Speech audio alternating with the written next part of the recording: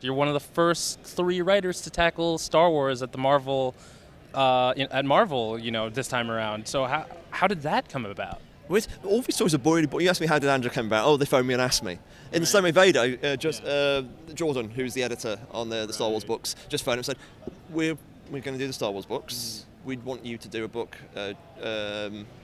Jason and John will be doing Star Wars, which is the story of the Rebels and the core Star Wars cast. We want to do a secondary book. We think maybe a Darth Vader book, something like that." And I was like, "I'll go away and think about it," because I really didn't say yes immediately, and you would think I would. And kind of the reason I didn't is I kind of wonder, am I the right man for the job? Because it's like doing canon Star Wars set between A New Hope and Empire is like, that's something a lot of people want to do. And like any of these other people who would be offered this job more qualified to do it than me. Because the point of Star Wars isn't that it's Star Wars. It's not about the lightsaber noises or any of that kind of stuff. It's about it's really good. I mean, Star Wars, which isn't good, isn't Star Wars in any meaningful way for me. So can I do anything that's good enough to basically, Empire was the first movie I ever saw in the cinema, for example. So that was the main question, am I the right man for the job? And I kind of thought, actually, you're at least an interesting man for the job, in that Vader is a villain. And I've spent my entire time at Marvel wanting to write villain books. And to be honest, anyone who's read like my Uncanny X-Men, in fact, the general critique of most of my books is, oh, you're spending too much time on the villains. And I'm like, yeah, that's probably fair. And this is kind of, a chance to, and somebody who's interested in that kind of conflict. And then I hate the word dark, because dark is entirely, it's tarnished by overuse, and it'd be thrown around or whatever. But generally, I mean, I'm not interested in darkness for darkness' sake or anything like that. But the general question is why bad people are bad, and and can we change, and all these kind of fundamental. I was raised Catholic, if you say, guilt and sin and redemption, these are things that interest me. And and of people who the writers of Marvel, I think, between Journey into Mystery and all the other stuff I do, that's stuff I care about. So that's how it happened. Do you think one of your things that you'll be doing in your series is gonna, try to put Vader in a lighter area? Not at all? You're gonna keep hardcore throat choke? Oh yeah, he's Vader, he's a villain. I want people to be scared to be in the same, not anyone in Vader should be scared to be in the same room as him. It's like I was writing a scene on the plane on the way over, and there's a bit where a character is like, he's trying to patronise Vader, because the story is kind of very, House of Cards is a reference I use. Is there somebody, a man in a powerful position who has been slighted and is now basically being treated, and now he turns to tactics he may have not already previously considered doing. So in other words, dirty tricks essentially, so he's still serving in the Empire, but he's kind of doing his own thing as well. So I have somebody who is in a position, who is now, his star is higher. And I was going to have his hand on Vader's shoulder, and he's like, no. Even this guy in his position, he would not dare do that. And that would be too much. And you know what I mean? That's the Vader, and like the first line I wrote in the book, as in the first thing Vader says, that's the first line of dialogue I wrote for Vader, which I knew was right. And I wrote that, and it was like, oh yeah, that's Darth Vader. And that's a very powerful voice, it's got to be him.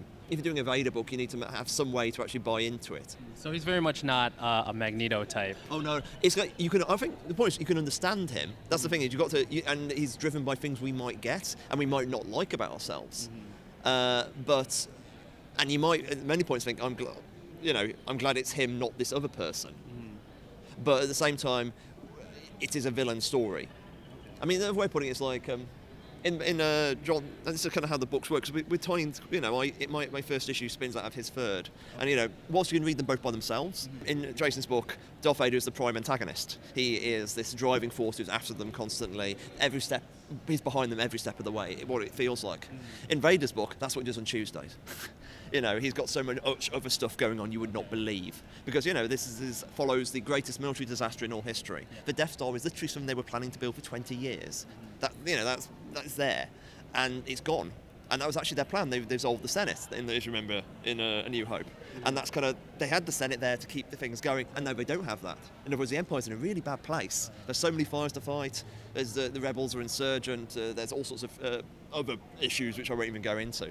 But yeah, there's so many things, and that's his job. At the same time, he's not the sole survivor, but kind of one of the very few survivors of the biggest military disaster of all time. That's bad for his standing.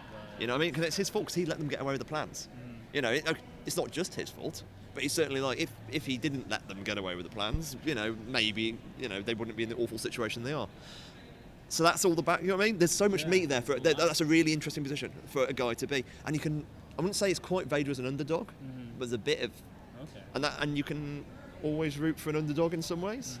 Do you think your series might have any effect on episode 7? I have no idea. Yeah. I bet it's all continuity now, and we talk about ideas, and this is stuff I can't really talk about very much. Right. But we talk to the story group, and story group gives suggestions of all things we're doing, and in the whole Star Wars universe, and that might be interesting to do, and we go, oh, that's good, and that kind of stuff. So you never know, and I would rather not say anymore. In fact, I don't think I'm allowed to say anymore. Right. Understand. Yeah. I don't want any bounty hunters coming. Oh yeah, Boba Fett's in it.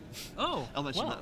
That's awesome. Yeah. I didn't know that before. But oh no, that's great. Like, I'm allowed to mention that. It's like there's a lot, in Empire when Vader's briefing the bounty hunters. Yeah. Two interesting things about that scene, which are very influential in my thinking in the book. One, how much of a micromanager is Darth Vader? And so Darth Vader does not need to actually give commissions. Right. He has no need to be involved in this. He could have a guy do it.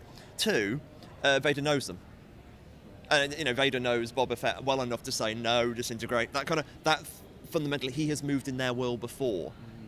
And that's kind of a lot in my book. There's a lot of like that Vader has to basically make his own power structure away from the Empire and kind of secret. That's there's a lot of like Vader moving in that world. You know what I mean? So that's probably, that's kind of interesting because you can't do a Vader solo book that is just Vader. Vader has to have interesting people surrounding him, and you can't just have stormtroopers because they are by definition faceless. You need him surrounded with interesting people, and interesting people who can be interesting ways which aren't like Vader. And to be honest, also interesting people who can have awful things happen to them because, that's how stories work.